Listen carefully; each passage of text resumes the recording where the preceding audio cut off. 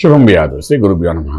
ధనుర్రాశి వారికి మార్చి 15వ తారీఖు నుండి 31వ తారీఖు వరకు ఏ విధంగా ఉండే విషయాన్ని మనం ఇప్పుడు విశేషంగా తెలుసుకోవడం ప్రయత్నం చేద్దాం.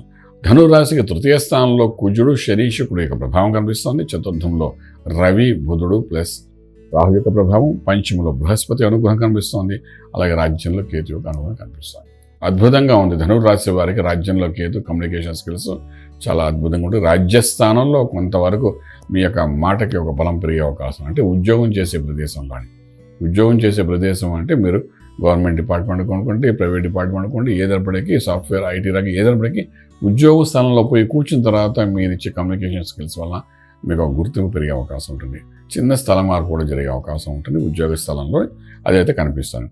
అలాగే వ్యాపారస్తుల్లో కూడా మనం మాటగారితనంతో డబ్బు సంపాదించే వ్యాపారాలు ఏవైతే ఉన్నాయో అందులో ఒక రాణించడానికి అవకాశం ఉంటుంది. మంచి ఫలితాలు కనిపిస్తున్నాయి. 3వ ఇంట్లో శని కుజుడు ఇద్దరు కలిసి ఉండడం డైనమిక్గా తీసుకుంటే బాగానే ఉంటుంది. కానీ 3వ ఇల్లు అనేసి భాతృస్థానము అంటే అన్నదమ్ములు అక్కచెల్లెల ప్రదేశంలో జరుగుతుంది కాబట్టి డెఫినెట్గా అదొక నెగిటివ్గా చెప్పుకుంటాం.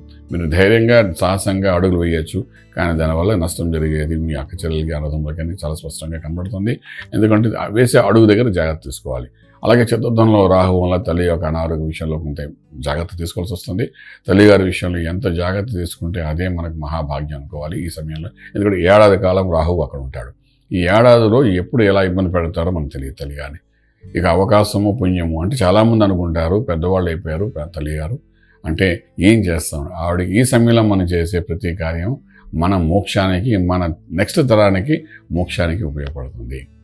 అంటే చతుర్థంలో ఉన్న రాహు మనకు అవకాశం ఇస్తున్నాడు.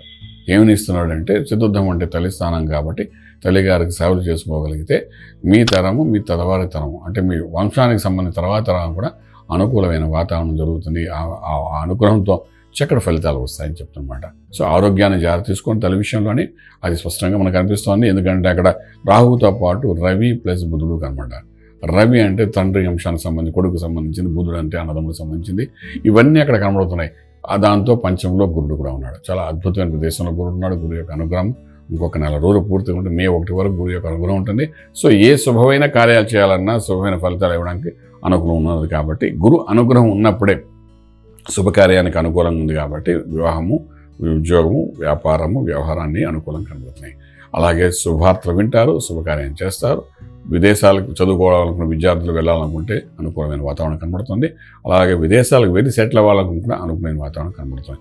గురు అనుగ్రహం ఉంది అంచేత ఈ 15 రోజులైన కాకుండా మే 1 వరకు అనుగ్రహం ఉంది కాబట్టి డెఫినెట్గా దాన్ని మీరు అనుకూలంగా మార్చుకోవడానికి ప్రయత్నం చేయండి. ఎందుకంటే ఏళ్ళనాడు శని దీని ప్రభావంతో గత 7 సంవత్సరాలు ఇబ్బంది పడిన వాళ్ళు కాబట్టి ఇప్పుడు డెఫినెట్గా గురు అనుగ్రహంతో పాజిటివ్ ఎనర్జీ తీసుకోవడం ప్రయత్నం చేయండి. అలాగే ఇంపోర్ట్ ఎక్స్పోర్ట్ వ్యాపారం అనుకూలంగా ఉంటుంది. ట్రేడింగ్ చేసేటప్పుడు లక్కీ నెంబర్ 3 పాజిటివ్గా పనిచేస్తుంది. అలాగే అగ్రికల్చర్, ఆర్గానిక్ ఇండస్ట్రీ మీద మీరు ట్రేడింగ్ చేయడం ప్రయత్నం చేయండి. రియల్ ఎస్టేట్ మీద కూడా ట్రేడింగ్ చేయడం ప్రయత్నం చేయండి.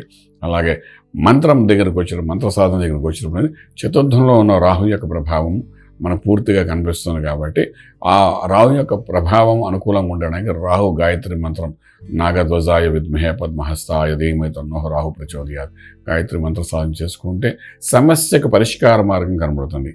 తల్లిగారి అనారోగ్యానికి సమస్యకు పరిష్కార మార్గం కనబడుతుంది. ఇంత స్పెసిఫిక్గా తల్లిగారి గురించి ఎందుకు మాట్లాడుకుంటున్నా అంటే, మన జన్మకారకత్వమైన తల్లిగారికి అనారోగ్యం ఉన్నప్పుడు మనమే చేయాలి, మనమే చూసుకోవాలి.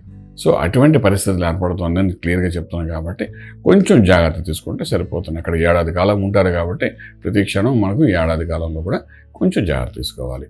అంచేత అటువంటి రాహుకి సంబంధించిన, కేతువుకు సంబంధించిన కొన్ని మంత్ర సాధనలు ఏవైతే చేసుకుంటూ వెళ్తే మీకు చతుర్థ భావం బాగుంటుంది. చతుర్థ భావం బాగుంటే ఇల్లు, వాకిలి, వాహనం, తల్లి అని అన్నాం కాబట్టి ఇవన్నీ కూడా కొంచెం ఆరోగ్యకరంగా, కొంచెం ఆహ్లాదకరంగా ఉండే అవకాశం ఉంది కాబట్టి ఆ విధంగా ప్రయత్నం చేయండి. రాజమార్గంలో రాజ్యం పొందగలుగుతారు. శుభం బియాదు. ఈ వీడియో మీకు నచ్చినట్లయితే మీ మిత్రులకు షేర్ చేయండి.